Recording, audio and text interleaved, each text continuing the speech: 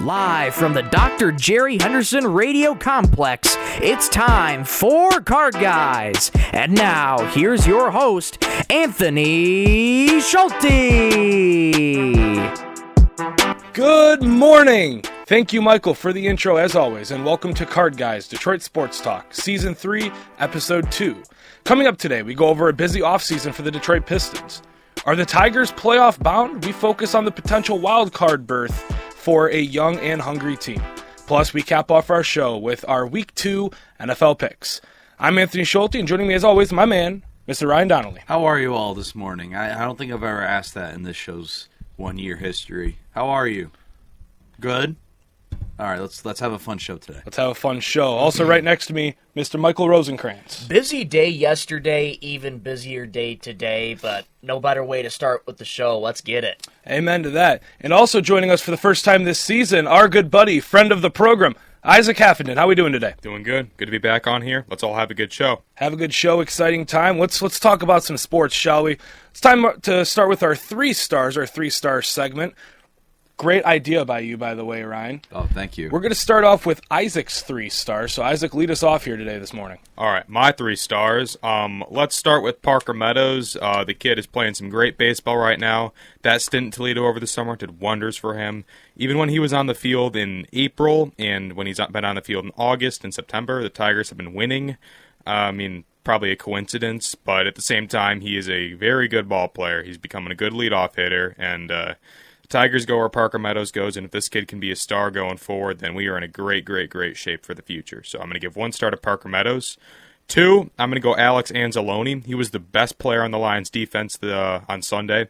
10 tackles, 3 tackles for losses.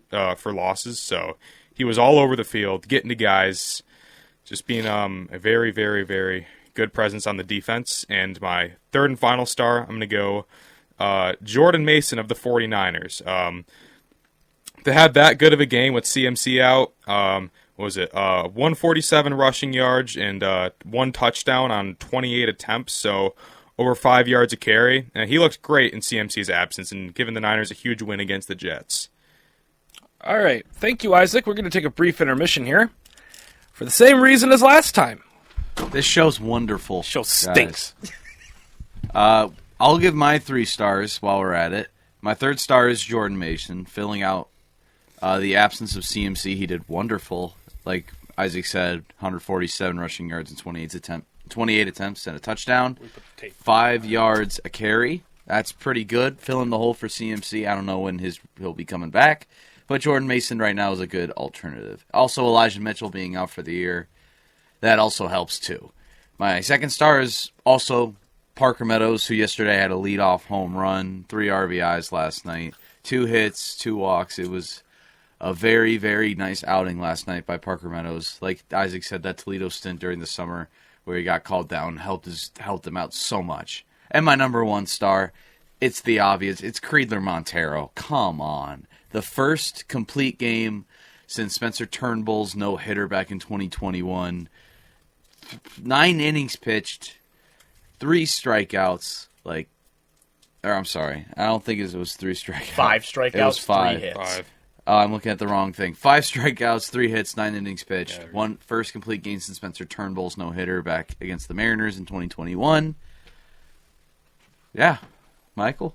Yeah, so for my 3rd star, I'm going to switch it up a little bit, go Yoshinobu Yamamoto with the Dodgers. He came back from injury, and the first time he came back, he struck out the side. And throughout the rest of the game, he actually faced the most batters faced since coming back from that injury stint. So that was really cool to see him get back on the right foot. Parker Meadows is going to be my 2nd star. I mean, there's not really much more I can say other than he's been on a tear lately. He's finding ways to contribute to this young Tigers offense and help them win games. Tigers are on a 3-game winning streak right now, and they got another one against Colorado tonight after an 11-0 romp last night. And then 1st star, again, got to be Cater Montero. Complete game shutout. You never see those too often anymore with starting pitchers in baseball now that you got to go at least 6 usually for a starter. If you're Scooble, maybe 7 on a good day. And he pitched under 100 pitches as well. He did, which was amazing to see again. I think he had 3 or 4 innings where he was like under 7 pitches in the inning, which is, I mean, that's a little bit of luck like sprinkled in as well. No doubt. But Cater Montero did a great job, and again, there's a big shift in momentum for the Tigers going up, and let's hope that they continue it going forward, but we will get to the Tigers later. We will. All right, so we had the same 3 stars. My third was Yamamoto, and then I had Parker Meadows, and I had Montero. I'm going to switch it up. I'm going to replace Yamamoto with Pete Crow Armstrong because he made a couple great plays yesterday and then hit the walk-off against... Oh no, he didn't hit. Sorry, look at me. I'm stupid. This show's great. This show stinks. So he didn't hit the walk off. I'm watching this wrong. He robbed a home run, a 2-run home run to win the game, basically. So he did walk it off technically, if you're thinking about it. But I'm going to go Pete Crow Armstrong. He made a bunch of great plays yesterday to help the Cubs win, beat the Dodgers. So I'm going to go Pete Crow Armstrong, and then Parker Meadows. I mean, I think I saw the stat yesterday was like we're 48-21 with Parker Meadows in the lineup, which is just absurd. He contributes in a very positive way to this team, and I think that's very commendable for a young player, and it's something to look forward to for our future. And then, I mean, Kiter Montero, complete game shutout, 5 strikeouts, under 100 pitches, as I mentioned. Just a very, very, very solid game, and he could be a very good 4 or 5 arm in this rotation. I think he's proven that at the end of this season. He's had a couple weak starts, I'd say, this season. Somewhere we're all kind of shaking our head like, why is this guy here? But then he's had a couple amazing starts where we're like, all right, this guy's going to be part of our future rotation. So with him, I think he's kind of earned at least a spot next year, especially with his play towards down the stretch here. And I'm excited to see kind of if he does stick around in this rotation. I mean, that we really only need to get, one arm in the offseason? Yeah, because one arm. Skubal, Mize, Olsen, Montero, and then we just need one more arm. So if Montero can, just improve over the offseason, prove it in spring training that he's that 4th or 5th arm, we only need one more guy. So I really like what I saw out of Kiter Montero yesterday. So those are our 3 stars, interrupted by the flag falling down for the 2nd straight episode. Hopefully that doesn't fall down again. It didn't fall down again yesterday, so fingers crossed. But let's move on to our first topic of the day, the Detroit Pistons. Detroit basketball stinks. We suck. However, we moderately improved. So the Detroit Pistons, a busy offseason to say the least, got rid of Troy Weaver, got rid of Tavares Montgomery Williams, and then that's wonderful. We brought in Trajan Langdon. Goodness gracious! It is early in the morning. We're not used to good things yet. Brought in Trajan Langdon, and then here are the players the Detroit Pistons added. Tobias Harris, Malik Beasley, Tim Hardaway Jr., B-Ball Paul Reed, Wendell Moore Jr., Ronald Holland II, Bobby Klintman, and Denise Jenkins. We re-signed Simone Fontecchio to a new deal, and we extended our superstar, Cade Cunningham. And these are the players we lost, folks. This is, again, from the end of the season, so we're not including the likes of Killian Hayes in this list. This is only the folks that we lost after the end of the season. So Buddy Boeheim, Troy Brown Jr., Mr. Fake 50 Flynn, Malachi Flynn, Evan Fournier, who's now playing in Europe, I think. Because the Wizards, like a moth to a flame, the Wizards offered him a deal. Troy Weaver's like, let's get the band back together and let's win 14 games over here. He turned that down, though, because he wants to play for a winner. Okay. Taj Gibson, Quentin Grimes, Grimes, Chimezi Metu, Jalen Noel, Jared Roden, and Stanley Umude. We hired J.B. Bickerstaff as our head coach. Luke Walton is now an assistant, and Fred Vinson is now our shooting coach. A lot has been circulating with this team. You got a new shooting coach for the likes of Asar, for the likes of Ronald. You've got brand new coaching staff, because obviously last season, what was the problem with this team? Coaching. 100% it was coaching, because our talent is there. We have the talent. Heck, 30 games, 25 to 30 games were lost based on coaching and rotations alone. bring in a new coaching staff. You've got a bunch of new veterans. You've got shooters around Cade. Malik Beasley's like a, 38, 39% or 40% three-point shooter in and around that range in his career. Tobias Harris is an all-around bucket, especially now that he's not going to have the lights of Philadelphia shining down on him. He's going to be able to really focus in and not only help this team grow, but this guy's actually, I think he's going to average 22, 23 points next to Cade. I think he is. He's going to go back to his all-star form. When we traded him for Blake, he was an all-star. Tim Hardaway Jr., I think he's going to be that one player we scream at the TV this season. And then B-Ball Paul. He's basically Isaiah Stewart if Isaiah Stewart was on the Sixers. I mean, they're a carbon copy of each other. So that kind of battle is going to be fun to watch at the beginning of the season until trade deadline. But I'm excited to know where you guys stand. I kind of know where you guys stand, but win total-wise, I think the mark should be 30. I think that should be the target goal is 30. Now, 16-win improvement is insane. Yeah. But you only won 14 games. So I think 30 wins should be the marker with the new coaching staff and with the new players. Where do you guys think the Pistons should be win-wise? I think the absolute least wins they should have next season is 25. Anything less than 25 is a disgrace. There's every reason to think they can win, let's say around 30, 35. I think 35 is the max I could see, but obviously you paid Cade Cunningham. He's the star of this team. He knows it. The rest of the team knows it. The coaching staff knows it. You surrounded him with some good shooters, like Malik Beasley, great shooter. Fontecchio's a good shooter to surround Cade with. Obviously there's got B-Ball Paul Reed off the bench, so you got Cade some help. Tobias, I think he'll be a good second and third option for this team.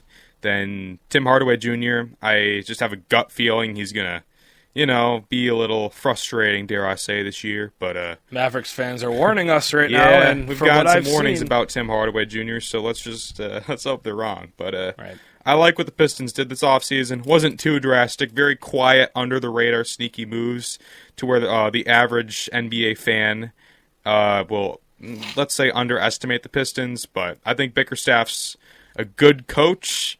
I mean, I really think he is, but at the same time, it's the third straight fired coach the Pistons have hired, so that scares me a little bit. But let's hope I'm wrong. I think I'm going to be wrong, but, I just have that in the back of my head. Look what he did in Cleveland. Oh, he did do great in Cleveland. He turned Cleveland around. He was not. I'll start off by saying that JB Bickerstaff was not the problem in Cleveland.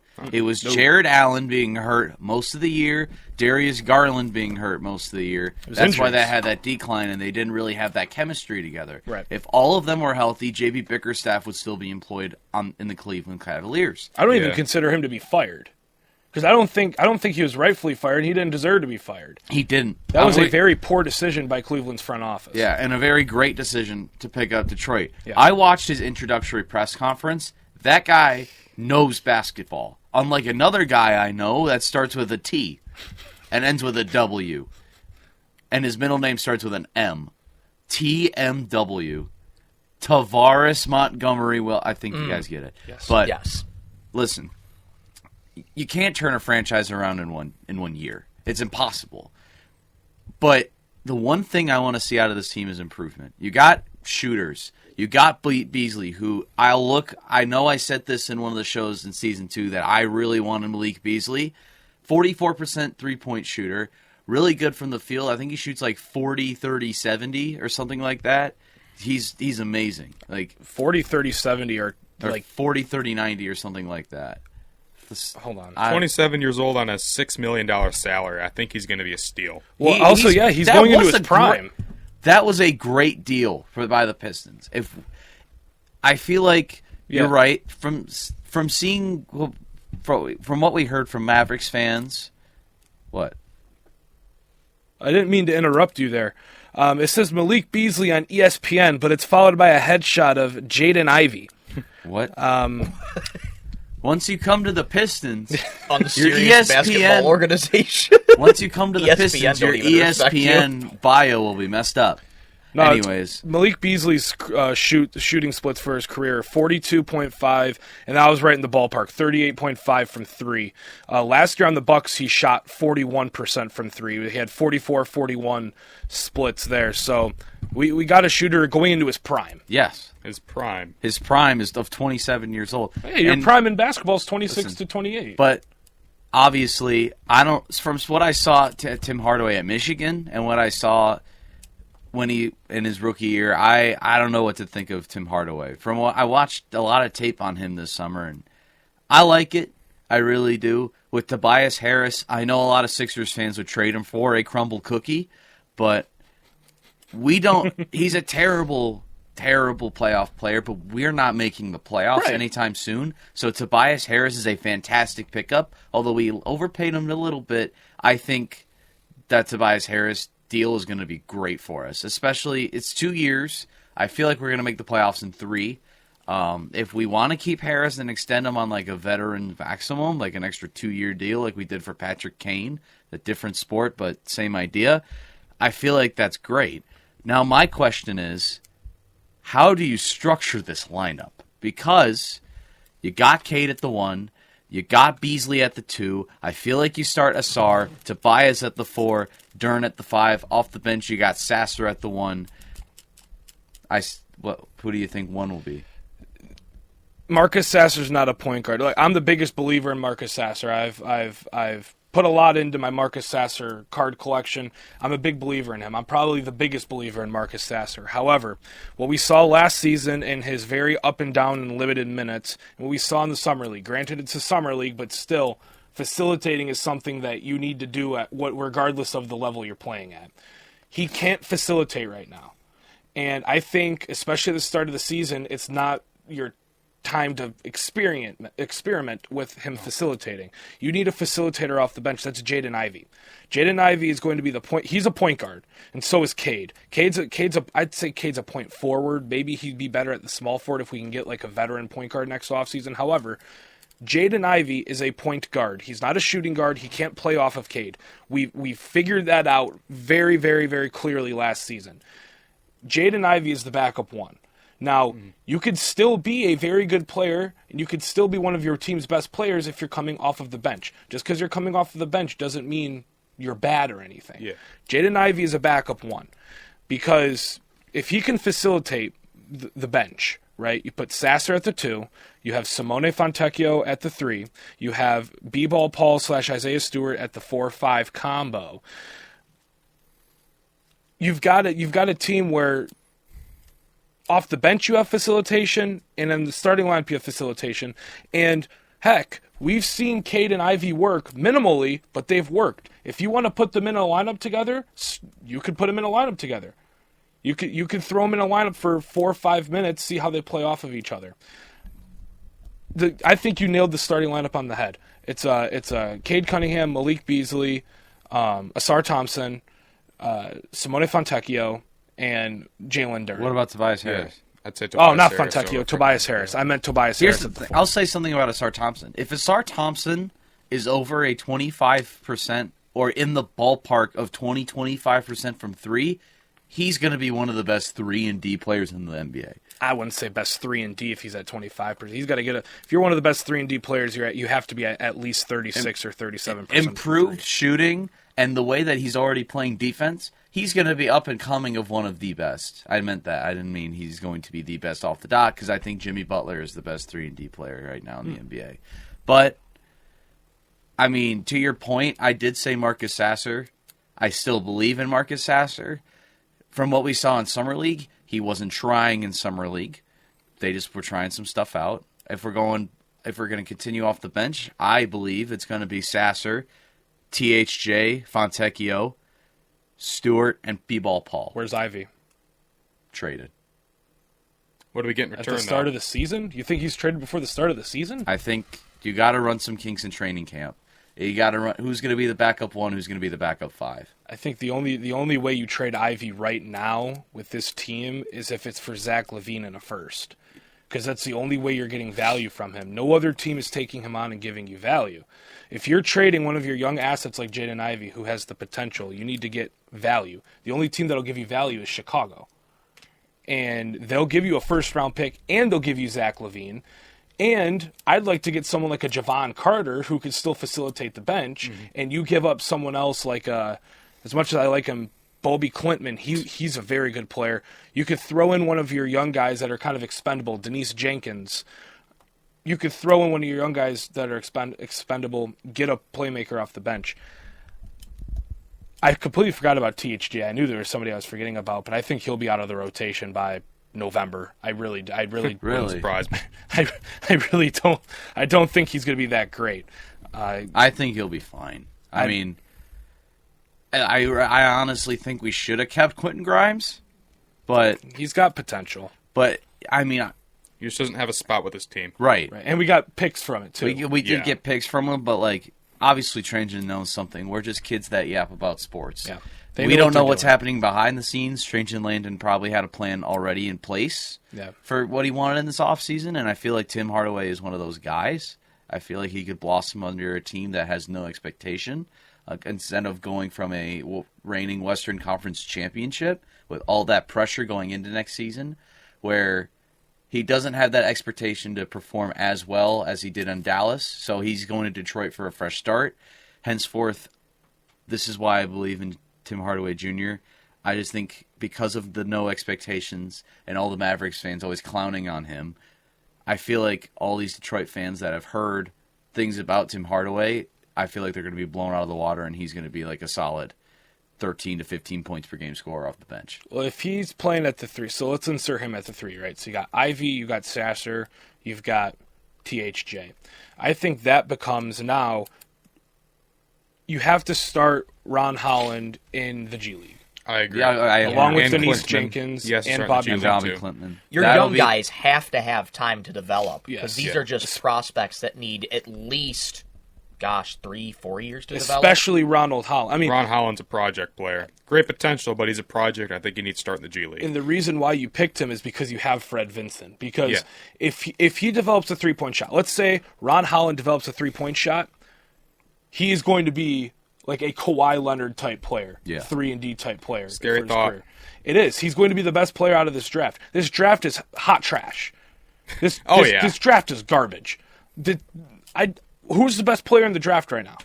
Alex Sarr. But he's not good. even. I He's know. not good.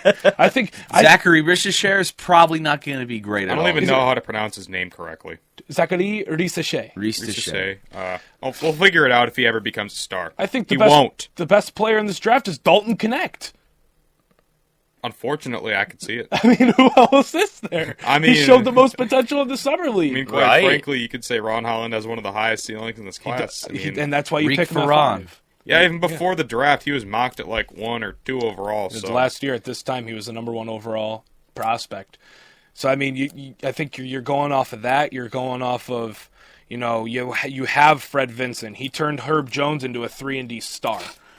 Herb Jones couldn't put a paper towel through a trash bin. He could not shoot the ball to save his life. And here you go. Now you got Herb Jones shooting. What did he shoot last year? 37 or 38% from 3. Herb Jones is what you want Ron Holland to turn into. I think that is your realistic. You want him to be the next Herb Jones, the next 3-and-D guy that wasn't supposed to be a 3-and-D guy.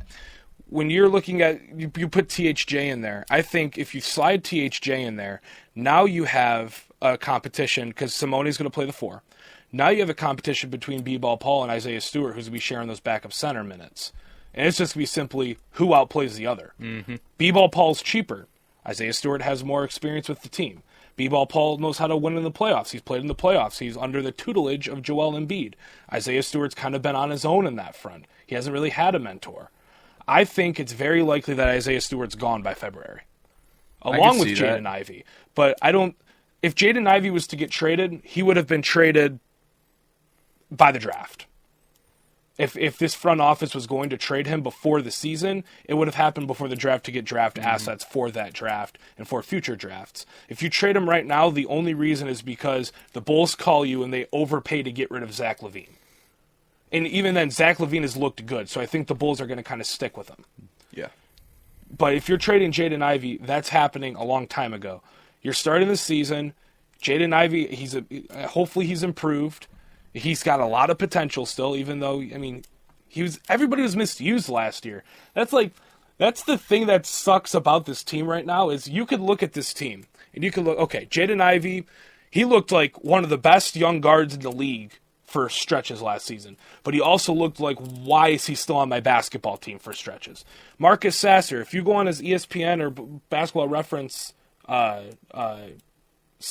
box scores from last year, 26 minutes, 20 minutes, DNP, 10 minutes, DNP, 26 minutes, DNP, 30, 32, DNP.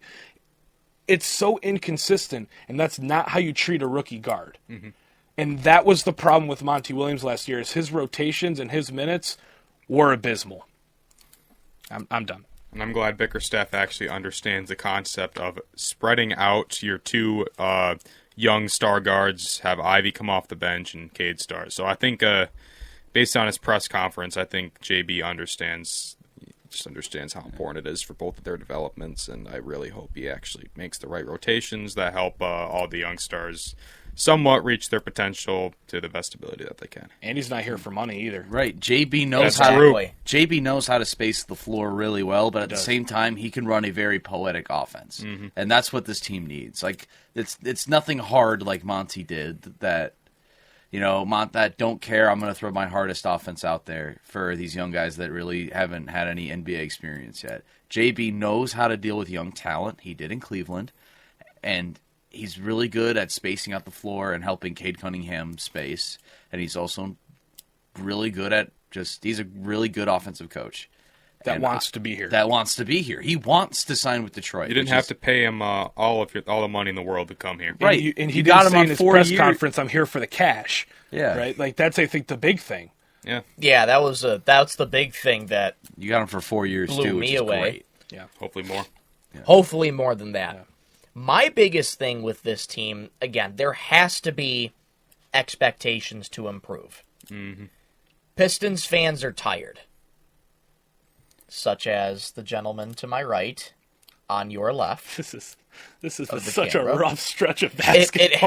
It has been a very rough stretch. I could just laugh about it. That's the thing. That's all I do. I love NBA basketball, but there is not a competent NBA team in Detroit play NBA basketball to watch. We're not recognized as an NBA team. We're just like a win on their schedule. Everyone in Detroit hates basketball. Everyone in Michigan hates it. Michigan is a hockey, baseball, and football town. And even if recently, Michigan's a town? State. Sorry. Guys, let me check my watch. It's 7:54 in the morning, guys. It is. That it is. And Michigan just got into football too. They've always been a hockey and baseball city. State. Michigan's a city Gosh again. dang it. 7:54. I'm tired. Continue. So we have a Michigan town and a Michigan city. Very nice, Ryan. Clip that. And they all don't like basketball. And they all don't. It's definitely the least popular of the four even sports in Michigan. Easily, yeah. Even in Michigan, I've even heard most people in Michigan, their basketball team's Los Angeles Lakers. Or like they're a LeBron fan. Or exactly. There's many LeBron people that I was very close with during my high school years that they're LeBron fans, or they're just NBA fans, or they're fans of whatever team, Golden State. They're fans of teams that were actually winning because they can actually enjoy that team's basketball. I'm sorry, not many people are enjoying Andre Drummond, Reggie Jackson, and Wayne Ellington. I was. Langston Galloway. And not many people are enjoying Corey Joseph and Killian Hayes in the same backcourt. I don't miss that. Nobody's enjoying that. I will miss that. It was fun to laugh at and talk about. Pick your mood, Kojo edition. Pick your mood, Kojo edition. The last time I went to a Pistons game. Siri! Sorry. Siri doesn't agree that Michigan's a city. Exactly. All right, take us home, Michael. Difference of opinions. All right, I'll try and keep this brief. But anyways, the last time I went to a Pistons game was near Thanksgiving. I think it was the day before Thanksgiving. Can't remember the year, unfortunately, but it was when the Pistons were playing. I want to say it was the Heat when Dwayne Wade was still on there, and I had a bunch of fans behind me clowning on Dwayne Wade. Yeah, very long time ago. 2018 I'm trying to think of that game because I feel like I think it was 18-19 was his final season. That probably Was it at the Palace? Yes. I was most likely there. I think I was there too. Was it a Hoops Yeah. for Troops game? Yes. I thought so. Yep, I was there. It was like a couple nights before Thanksgiving, and I remember I was sitting like 3 rows behind the bench. It And that at was the Palace. game where the Pistons actually looked not too bad because they won, I think, like 120 to 80 or 96. I Yep. want to say we I won d- that I game, do yeah. remember the Pistons winning that game. Yeah. I don't remember that. But game. anyways, there has to be expectations to improve with this team. Isaac, I think you hit the nail right on the head. The maximum number of wins that you can get is right about that 30 range, 30, 35. I see that as well, but obviously anything less than that is just absolutely horrible. Even again, it's still going to be a disastrous record if you do get to that 30, 35 win mark, but you need to see improvement. When you were down to talking rotations with Tommy T-shirts last year, it's like, okay, another further proof that we have an unserious basketball organization. With the hiring of J.B. Bickerstaff, you have a different mindset. You have a different mojo Culture. in this clubhouse. You have a different culture, exactly. And the fact that the Pistons got him for 4 years is promising. You need an experienced coach like J.B. Bickerstaff, who is a basketball mind, linked up with Trajan Langdon, another young basketball mind that can make good decisions on their own and, don't have to consult Mr. Tommy T-shirts over here because we all know what he's done for the better part of over a decade. Helps the community.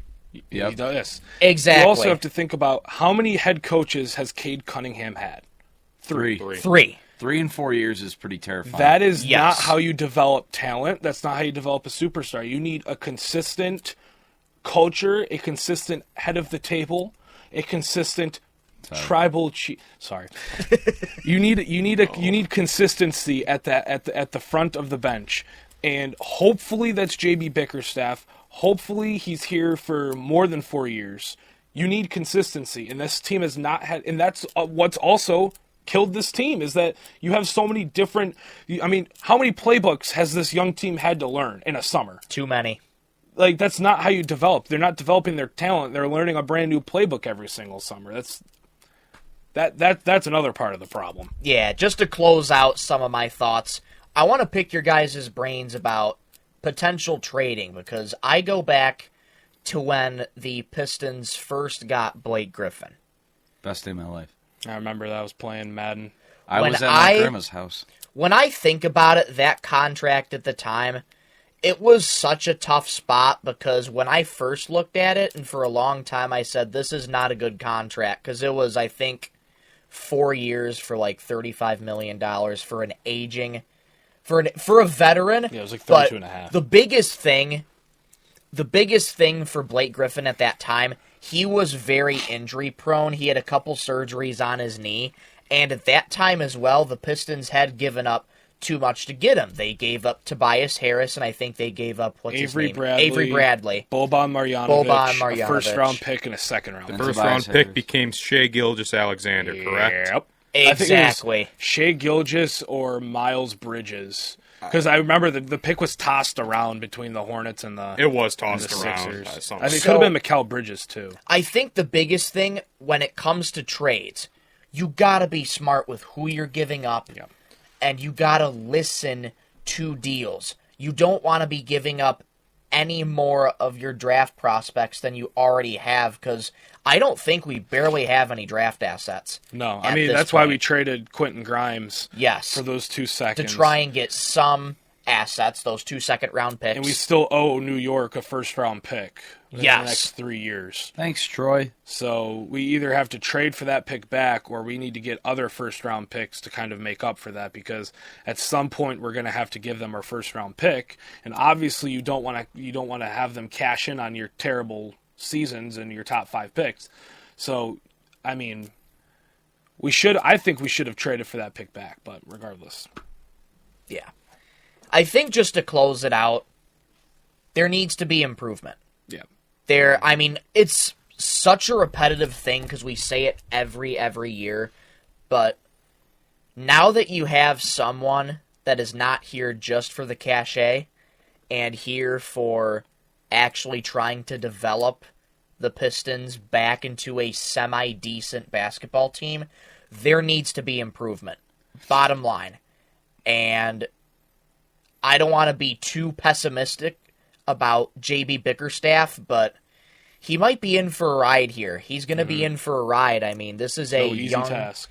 This is a young team that is bruised, battered. Call us Dan Campbell in his introductory press conference with the Lions. Bruised, battered, and they need to get lifted off the ground and actually feel like they're actually playing some winning basketball. And one more thing, please, for the goodness out of everybody's hearts, don't lose another 28 games in a row. That's not I'm happening. begging Surely you. that won't happen. Do not lose That's another- not happening. Do not lose It another can't happen 28 again. games in a row. I'm sorry for bringing flashbacks to you, Anthony, Oh, boy, but that was a rough stretch. it And was you watched a all ru- 28 of it them. I was cried a- when we beat the Raptors. I cried. I remember And the Lions watching, lost right after, and that kind of ruined the vibe. Yeah. and It was to the Cowboys, too. It was and the I think Cowboys that- the game. Brad and I Allen think night. that's where the post came out that it was something either about like the Pistons had to get We sacrificed. sacrificed, sacrificed the Lions the with Lions beating for the Cowboys so the Pistons could And the Pistons finally beat win. the Thunder the same day Could've we won lost a to the game. Niners. That's true. That's true. And by the way, we killed the Thunder that day. We did. were- We won by like did. 20. And they were healthy. All of them played. Oh, boy. I will Anyways. say, Guys, this is the face of a Pistons fan who's watched every game for 8 years. 8 years Every now, going to be single- 8 years. That's I mean, like- hey, Anthony, I respect your fandom, but dude, I have no clue how you do it, man. I'm I loyal think- I'm to just the gonna soil, say man. that. I think it's time to break the streak this year. No, yes, no, yes, no, yes, no. yes. I think Not. it's time. Nope. I think Nope. it's time. It's not time. I think I'm not actually, giving up now. I think the streak should have ended I am last not year. giving up now. And I- as no, bad as this was to say, I was more interested in the Pistons with this losing streak.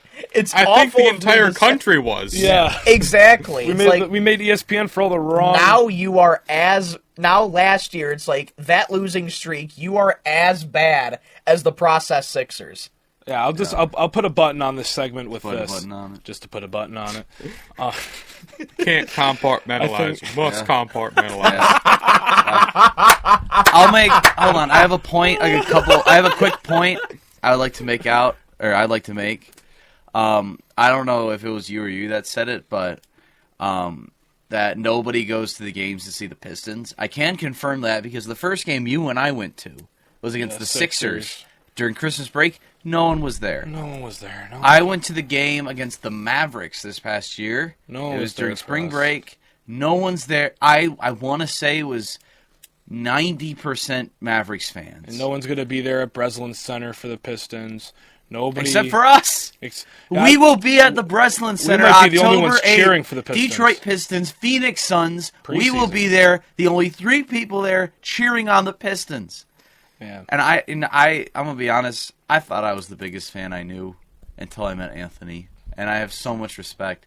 Funny enough, I met Anthony at a Pistons draft At party. a draft party. I went to a draft party picked Asar. last year. We picked Asar Thompson and Marcus Sasser, and Anthony texted me for the first time. He goes, "You're a Pistons fan?" Yeah, because you posted the CMU public story. You posted that you were here, and I was with a friend of the program, Derek Smush Steele. Yes. And I was sitting there, I was like, there's another Pistons fan that goes to this school? He was like, I've never seen one here. I was like, look, someone's here that goes to CMU, and I instantly added you on Snapchat. And Yes. then And now look at us. and thus Card Guys was Thank born. you. Thank you, I Detroit never Pistons. thought we'd get an Thank you. origin story on the show today. That's Thank the you. origin Some story. deep lore. the things that people learn by listening to Card Guys. And it was when we got screwed over trying to get Victor Wembanyama. That was that night. I knew we weren't going to if get it wasn't Wemby. for Little Yeah. Caesars Arena, we wouldn't be here right now. Exactly. Absolutely. All right, I think we should No, wrap it up. to put a button on it, you won 14 games. You cannot get worse. You have hit rock bottom. If we are worse than 14 wins, if we have less than 14 wins this season, this show might not exist. We might not have a show anymore because there's no way we can cover this team again. you're at rock bottom. You can't get much worse than 14 wins. You can only get better. I think that's the one thing we can take away, is that we can only get better. However, that's it for this segment. You folks, we can now get to Sorry baseball about and that. football. So this extended Pistons segment is over. I'll put a timestamp in the description to skip past this segment. I'm kidding. After this break, we're going to get to Detroit Tigers baseball and our Week 2 NFL picks. Stay tuned. You're watching Card Guys Detroit Sports Talk. Sports cards, signed jerseys, signed helmets, and more. Miller's Sports Cards and Collectibles is your one-stop shop for all things the hobby. Make sure to check them out down Mission Street in Mount Pleasant, right past Meyer. Miller's Sports Cards and Collectibles. Welcome back to Card Guys Detroit Sports Talk after that short break. Anthony Schulte, Isaac Haffenden, Ryan Donnelly, Michael Rosenkranz. We're going to talk some... How was my break? How was your break? How's the break? The break was fun. Nice. The break was nice. Good. We're going to talk some Tigers baseball here. The Tigers are in a wild card hunt right now. 3 games back, 6-4 in the last 10 games. Playing some good baseball as of late. Just got done absolutely steamrolling what's the corpse of the Colorado Rockies. 11-0. The offense showed up. Montero showed up, as we discussed earlier. Keep this short and sweet because we talked about the Pistons for too much in September. What are our thoughts here? Do we think the Tigers genuinely have a shot? Because we have to remember, it says we're 3 games back, but we're technically 4 games back because the Twins do have the tiebreaker over us, so we need to be a game above the Twins. Honestly, the Twins just got to keep losing. That's the only way if the Tiger listen, this series is I'm going to say it's easy. It's very easy. 11 we won 11-0. We have Mines tonight and we have Scooball tomorrow. Like, if you can't win those games, then I don't know what. But I'm not saying our schedule is easy, and it's not. The next series is the Orioles. We go Orioles at home, Royals on the road, Orioles on the road, the Rays back at home, and then we close it out with the White Sox. If we want to at least have a shot at the wild card, you gotta sweep the Rockies. Yep. At least win a game against the Orioles. So you got to win one of the series against the Orioles. You got to take 2 or 3 both times from the Orioles. Yes. You got to take at least 2 or 3 of the Royals. You got to sweep the Rays. I think if you sweep the Rays, you can afford to lose a series to the Orioles. You can't get swept, but you can afford to lose a series if you can sweep the Rockies, sweep the Rays, sweep the White Sox. You have some insurance there with the Orioles series because they're not going to be an easy out. Yeah, the Orioles are one of the best teams in baseball. If their whole pitching staff was not hurt and they had to rely on Corbin Burns, this team would probably be one of the best in They'd baseball. be in first place. Yeah. Listen, you can't get past Ryan Mountcastle. You can't get past Gunnar Henderson. Shout out Doug Mobley. I know you love Gunnar Henderson, but it's true you can't. He's the best player, one of the best players in baseball. Can't get past Adley Rutschman.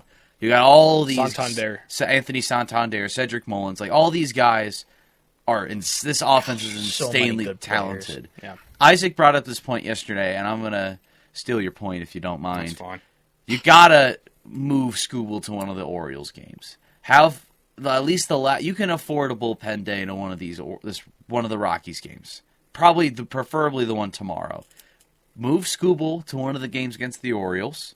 You kind of need it because if you have Scooball play tomorrow, that means you have 2 or 3 straight bullpen days, which for any other team is fine. But it's the Baltimore Orioles. This offense is stacked. Can I play devil's advocate here? What? What is the reason why you're here? Bullpen days. Bullpen days. Mm-hmm. What is your bread and butter this season? Bullpen days. What's been a blessing in disguise this season? Bullpen days. But I think that Orioles. It might be the one way we beat the Orioles. They can't really plan for a certain their pitcher. Offense is so good. Planning for Scooball, not only are you kind of let's be honest, you're kind of saving Scooball's arm, which is what Hinch said he wants to do. He wants to lightly kind of slow down Scooball's usage. However, against an offense like the Orioles, you don't want them to plan too far ahead against you because they could play a lineup that will take advantage of Scooball. They will play a lineup that'll take advantage of, Reese Olson if Reese Olson comes back during one of those series. Those, maybe you sprinkle in 1 or 2 starters throughout the 6 games, but you need to have 3 or 4 of those games be bullpen days. They need to be, because that's what's going to beat the Orioles, in my opinion. Because they won't be able to plan ahead, the batters won't be able to get comfortable, and when the opposing batters are not comfortable, and you can't really plan your lineup against a righty or a lefty, that's what's won us ball games. If our offense can hang 3 to 4 runs a game against them, we will win 4 out of 6, which is what you need to do. 3 or 4 out of 6. I mean, to be fair, the Orioles are kind of doing the same thing. They don't have their main pitching core because they're all out. Mm-hmm. Outside of Corbin Burns, who is their big-ticket J13 item. Did you just hold on? Let's take a brief pause here. Did you just compare Corbin Burns to that of James big-ticket J13 Wiseman? Yeah, because Corbin Burns is their big-ticket J13 item. It's like how Scooble is with us. Scooble's our big-ticket J13. Did you just call Tarek Scooble James? I think Anthony just quit the show. And Anthony just walked out. If you heard that Who's the loud host bang, now? that is Anthony walking out of our studio into the now news. He's coming back. He's back. He's coming back into the studio. I'm on a The show roll stinks. today. The show stinks. We are a rip-off Pat McAfee show. Guys, listen. This is a theme on Card Guys if you're new. For some reason, when we talk about certain topics, the Pistons somehow come They're back like a cockroach. into it. You can't get rid of them. Exactly. Or sometimes Michigan basketball. Michigan basketball. Sorry. And we've lost Ryan to another Wait Frank the until Tank Michigan moment. basketball. You think he's going to be bad during Pistons games? I'm going to be worse for Michigan basketball. But we don't have a certain friendly face returning to Michigan basketball this year, thankfully. Oh, Thankfully. Yep. Would you like to say his name, Ryan? Jawan Howard. Joe Hendry. I believe in Joe let's get Hendry. back to the Tigers. I'm Let's done be making my serious. You called Tarek Scooble James Wiseman, bro. point. What? That's his big ticket. When you think big Yes, ticket, he's a big ticket you think- item, but you can't add J13 to the end of I that. can't help it. You just called our ace, the Cy Young winner. I'm calling it now. James Wiseman. But I also called Corbin Burns James Wiseman. Yes, James Wiseman has a ring. We forget about that. He is an NBA champion. But it's James Wiseman. Tarek Scooble I'm not shares saying a birthday with me. Okay, for goodness listen. sake. I'm not saying Corbin Burns and Tree Scooble are James Wiseman. I'm saying they're big ticket items. And when you think big ticket, what do you think of? Not James Wiseman. Kevin Garnett. I think James Wiseman. Okay. Besides the point, I'm saying, like, the Tigers and the Orioles are the same way pitching-wise. However, the Orioles are just have a way better offense than us. That's my point. All right, who wants to put a button on the Tigers here? We got to hurry this up. All right, I'll put a button on it. It's going to be very hard to make the playoffs, but there's a chance they can do it. I'm very happy to see this level of competitiveness in not October. It's still September, that's right. But I'm very happy to see this young team finding their groove and competing. Playoffs are going to be very, very hard to make because the Twins have the tiebreaker over us, and quite frankly, they're still a good team. But just keep winning. Like, you just got to keep winning. There's not a lot of room for error right now. Just keep winning. I think it was the San Diego series that I saw this, but I might have talked about Shout this. out Parker Meadows. Shout out Parker Yes, Meadows. go ahead, Grand Slam. San Diego series, I think it was just before the start of the series against the A's. Tigers had to go 15-6.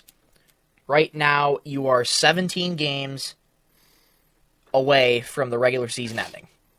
This is game number, if I can do math, there's 17 games left, Yeah, something like 136, I believe. Something like that. 134, 135. Anyways, I think you have 6 games at home, 5 more at home coming up, 6 on the road, 6 back at home. You need to try to play your best baseball that you have played all season. Mm-hmm. This is a young lineup. Offense is on the rise, especially with Parker Meadows, even guys like Matt Vierling. Colt Keith had not too bad of a game yesterday. He went 2 for 4. And this pitching staff is basically what saved us all season because for the most part, our offense has been hot garbage this season. Outside of Parker Meadows. Up until as of late, when it actually matters. And the Tigers need to continue to play winning baseball. Your expectation should be to sweep the Rockies, especially after last night's performance. You need to try and take one series against the Orioles. It's going to be difficult. They're one of the hottest teams in baseball. They know you're in a playoff hunt. And the Orioles, so are the Tigers. And the Tigers are trying to end a drought. And it's so tough because I think at this current state right now and how they're playing, this should be a playoff team. Like, your pitching staff is playoff level. Mm-hmm. But you need to be able to continue to complement it with your offense and your total defense as well. And, yeah, you just need to continue to play good baseball. Because after the Rockies, everything gets tough from here. Yeah. Orioles twice, Royals on the road. Orioles twice, once at home, once in Baltimore. You have the Rays at home, and then you have the White Sox, which we all expect. Hopefully the Tigers should sweep the White Sox. You would hope. Right. Surely. But then again, the Tigers are the Tigers, and anything can happen in baseball. We've only lost one to the White Sox this year. I think we can do it. Yeah. Yeah. So, technically 4 games back right now because the Twins have a tiebreaker. I think you can do it. The Twins, taking a look at their upcoming schedule, they got one more tonight against the Angels at Target Field. They have an off day tomorrow. And then they stay at home for a 3-game set with the Reds. They travel to Cleveland for a 4-game set. So if you're Tigers fans, you're rooting for Cleveland that day. Mm-hmm. And then they'll stay on the road, 3-game series against Boston. So Tigers fans, you'll be rooting for Boston. They'll have an off day on Monday the 23rd. And then they got the final 6 games, 3 against the Marlins, which I think they're going to sweep the Marlins because the Marlins are not a good baseball team. We didn't sweep the Marlins. We didn't sweep the Marlins. Yeah, we didn't sweep the Marlins. Anthony and I were at the game where we lost 1-0 in the extra innings. Oh, yeah. That was I wanted to rip my hair out of my head with that game. And then the Twins round out their regular season with a 3-game set against the Orioles at home. So, big series coming up for the Twins. Reds are going to be a difficult team. Cleveland and the Twins are a good team. That's a good divisional matchup. Tigers need to continue to play winning baseball.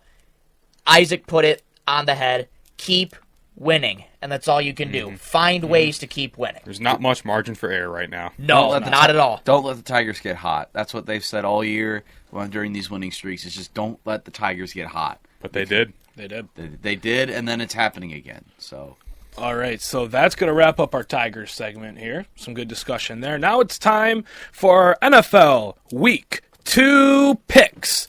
Let's go over our standings, shall we, gentlemen? My personal favorite segment from the show is the picks. It is. It's a fun segment. Our standings right now. Michael, you're in first place, 12-2. Me and you are on the right side of things with the San Francisco 49ers. Shout out Ryan Clark, big 49ers fan. Hopefully you could be on the show in the future. Yours truly is in second place at 11-4. Ryan, that Jets kind of knocked you out of second place there. It was looking good for a little bit. And then, I didn't watch. Isaac, you were 9-5. So did not hit the double-digit mark due to the New York Jets, so blame them. Let's get into our picks this week. Our first game is Thursday Night Football tomorrow night. The Buffalo Bills and the Miami Dolphins. Gentlemen? Bills. I was going to go the Miami Dolphins, the greatest football team. I'm going with Tyreek Hill. I don't think he's going to be locked up by that defense. This is a tough decision for me because the Bills were off to a... It took me a second, but I see what you did there. Very, very nice. Hashtag free Tyreek. Yes. Hashtag free Tyreek. Hashtag free Tyreek. This was a tough decision for me because Bills played very well in week 1. And Miami was not off to the hottest start. But I would agree with you, Anthony. I don't think the Bills' defense definitely was not as sharp as... Why can't I remember who the Dolphins played week 1? Jaguars, that's right. Jaguars actually played really good defense on Tyreek Hill. He was usually in double coverage at that time.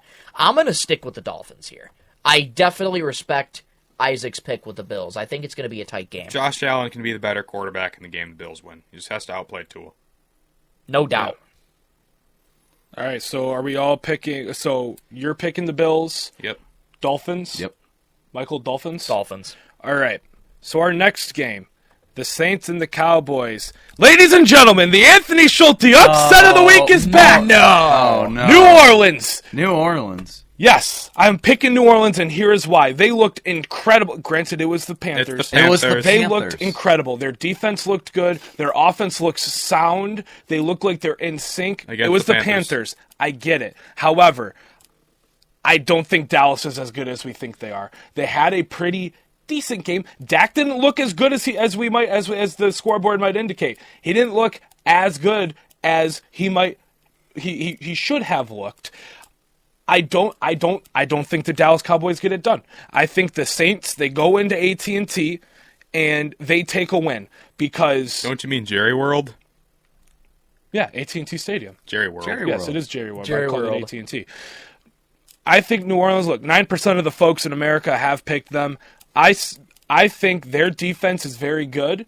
They have Chris Young. They have, I think, Chase Young. Chris Young. Bro, all right, leave me alone. All right, they both start with CH. They're both a ch sound. Anyways, what would be k? Like Chase. ch. Chris. The H is silent. Why are we doing phonics this morning? You are a teacher, my boy. Getting your teacher U.S. reps in. history, not ELA. I'm Anyways, ELA.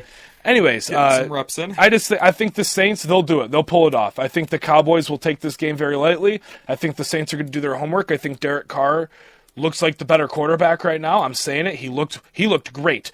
Granted, it's the Panthers. However, he looked great. They're in sync. They had a good first week. And when a team demolishes a team in the week before, you got to expect them to at least compete the next week. So I'm going with the Saints. It'll be a good game. Isaac. I'm going to go Cowboys. How about them Cowboys? Mr. Cowboys. You're the fan only over Cowboys here. fan in like a 200-mile radius. I'm a Lions fan first. I'm going to have to go with the Cowboys here. I'm going to be really intrigued, though, to see what the Saints are going to do. I'm going to have to keep my eye on this I'm a big game. believer in the Saints. I think they're going to give the Falcons a run for their money. in One the player South. that I love on the It's the Saints Bucks division defense. to lose. Bucks. Oh, I forgot the Bucks. One- That's actually going to be a good division this year. It is. It could be. One player that Outside I of the always Panthers. loved on the Saints defense is DeMario Davis. He's solid. He's good. He's solid. I think he's still with the Saints this year. He so is. I'm looking forward to hearing his name again because he's a player that I genuinely like. on That the Saints D-line, Demario Davis, Chase Young, and Cam Jordan. Yeah, Insane D-line. Oh, yeah. Yeah. And then you got Honey Badger in the backfield. Oh, my gosh. Dude, That Saints defense is Their defense really is good. Their offense, they have Olave. Jamal Williams was getting in on the action. Lions legend against the He Panthers. sucks now. Yeah. All right, next game. Speaking of the Lions, we got Bucks, we got Lions at Ford's Field. Ryan, you're going to be in attendance, Yes. working the game. Yes. I think we're going Lions here. Yep. Yeah. We're going Lions. Yeah. Close Baker, game, but I think Baker will have a Baker's- solid game. But Baker's going to look really He's good, gonna but I tear think the us up. Lions are going to win by at least 2 scores. I think Dan Campbell's going to take care of that practice this week. They're going to, like he said in his post-game speech, we got some things to iron out. We can iron them out. We have the time to fix these things. And good teams find ways to win. We found a way to win. Now it's time to fix those things, kind of get over the first week, get over the hump. Ben Johnson said it wasn't going to be a pretty game. It wasn't. Let's see them fix these things. If you are a contender and not a pretender, you're going to fix those things from week 1, and you're going to look better in week 2. Let's see if the Lions can do that. Exactly. And Lions fans are going to be expecting you to fix those things. I expect you to fix and iron out your stuff that you need to improve on, man coverage, which is going to make me, again, rip my hair out of my head if I see what I saw against the Rams. Yeah. Especially against guys like Mike Evans, Chris Godwin, and I mean, they got solid receivers, and let's not forget, Baker threw for 389 yards in week 1, 4 touchdowns? 4 touchdowns, he had like 24 for 30. Something like that, so he was on his game. just got to get some pressure on him. You do. Yep. You do. I definitely think the D-line can do it. I mean, Aiden Hutchinson. You always see Aiden Hutchinson trying to utilize that spin move again to get around defenders. I just love that spin move that he does to try and get around defenders. I mean, that just shows you how elite of a pass rusher he is. And I think the D-line, you're going to go up against a tougher D line because it definitely shouldn't be third stringers like you were against the Rams. Mm-hmm. It'll definitely be a tougher O-line that you're going up against with the Buccaneers. I still think you can get to Baker Mayfield. You can. And if you can... Especially because DJ Reader will most likely be playing. Mm-hmm. That would be huge because missing DJ Reader in the first week was unfortunate. But if DJ Reader can come back, that would be big for this team. So I'm expecting the Lions to iron everything out. And, let's put up a good game against Baker Mayfield. They're not going to take you lightly again. This is a tougher league. Players and teams did their homework over the offseason. They know you're the real deal. They're going to come in. They're going to come in competitive. Yep. And I expect you to do the same.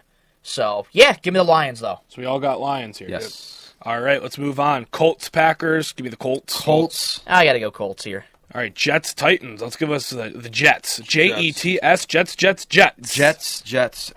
Yeah, Jets are going to rebound. Will Levis was hot garbage against the Bears. He was.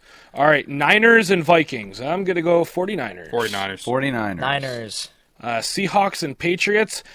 This is going to be my other upset of the week. I think the Patriots could pull off an upset here. They looked incredible. I want to go Patriots. They're going to be my upset of the week. I'm going Seahawks here just because I need DK Metcalf to do good in fantasy, so I can't root against him. I'm picking the Patriots because I want an upset. There it is. So that's Isaac Haffen, an upset of the week. Tyler Lockett put up 14 on my bench. DK looked pretty decent last week. Geno Smith looked really nice. Shout out Kieran Kamish. Go Seahawks. Actually, I take that back. I hate the Seahawks, but I'm picking the Seahawks this week. You got the Seahawks as well, Michael? I do, yes. All right. So next we have Giants and Commanders. I'm going Commanders. I think Commanders. Shout out friend of the show, Tony DeLucia. Daniel Jones is not good. No, he is not. Daniel Jones sucks. Please stop supporting him. He's terrible. He's feeble. He is. He's garbage. I think Terry McLaurin's going to have a very good bounce back week. I think Jaden Daniels is going to be a lot more comfortable. He's going to be something special this year. And I think the Commanders they have a very good offense. It's very put together. Their defense is they put on a uniform every single week. But right. I mean, their offense is what's going to carry them to, if they're going to have a solid record, it's going to be because their offense is so high powered and they can just counter whatever their defense gives up. But give me the Commanders. Chargers and Panthers, I'm not even wasting time with that. Chargers. Shout out Jim Harbaugh. Jim Harbaugh. Another Frank moment. Browns and Jaguars, give me the Jags. I actually give me the Browns. Picked up the Jaguars defense. I'm picking the Browns. This isn't my upset, but I'm also going to take the Browns. All right. I think I got to stick with the Jaguars on this one. I want there to be an upset of the week, but I just haven't found a team to do that yet. And next we have the Raiders. Give me the Ravens. No and the Ravens. I'm going the Ravens. Ravens. Yep. It's not a Rams and Cardinals is going to be an interesting. Ladies and gentlemen, for the first time for this season, the Ryan Donnelly upset of the week. Give me the Arizona Cardinals. Will Marvin Harrison get over one reception? Yes. No. Maybe, but if so, give me the Cardinals. They looked really good against Buffalo, despite the loss. They looked very good. That Trey McBride, Kyler Murray connection, and if they can get Harrison a reception, give me the Cardinals. All right, good. Michael, what do you got? I'm gonna go with the Rams here. They're gonna be playing angry after that first loss to the Lions again.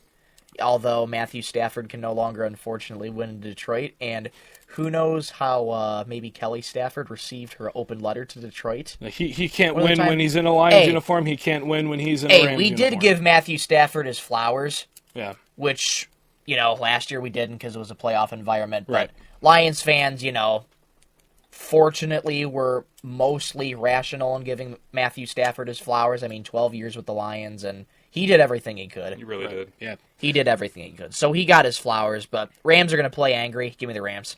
We got Isaac's team, the Steelers versus the Broncos. I'm going Steelers. Oh, of course. The future AFC champion Pittsburgh Steelers. Oh, boy. Here we go. Shout out Isaac, Pittsburgh. Chef Ross is going to cook. Yeah, I got to go Steelers here. All right, Bengals and Chiefs. Chiefs. I got to go Chiefs. Give me Taylor's team. All right, Bears and Texans. Oh my gosh, Texans. Oh yeah, that's. How is this the Monday night? CJ Stroud is going to go to work against the Bears. Oh yeah, and then Falcons Eagles. Let's go Eagles! EGLESLS Eagles! That was a funny video. That was a Let's funny go birds. video. ELGLES Eagles. Oh boy, yep. Give me the Eagles total points. I'm going 44. I'm gonna go. I'm just going to say 28. That is a low-scoring game. 21-7. Our picks are all locked in, gentlemen.